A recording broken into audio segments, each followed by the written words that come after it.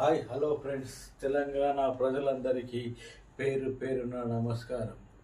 మన సీఎం రేవంత్ రెడ్డి గారికి కూడా ప్రత్యేకంగా నా నమస్కారం.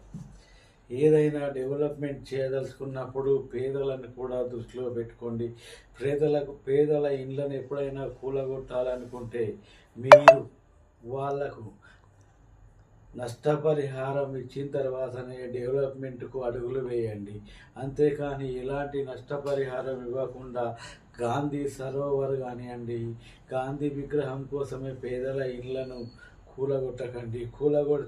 కూలగొట్టే ముందే వాళ్ళకి నష్టపరిహారం ఇచ్చి కూలగొట్టండి. అప్పుడు మాత్రమే మీ ఆశయం నెరవేరుతుంది.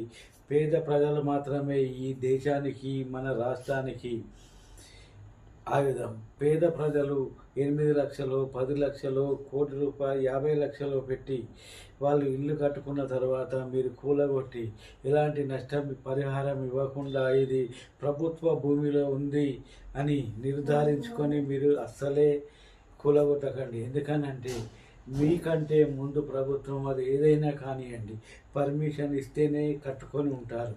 కాబట్టి ఇది ప్రభుత్వ భూమి అని మీకు మీరుగా డిసైడ్ చేసుకొని కూలగొట్టి వాళ్ళ ఉసురు పోసుకోకండి.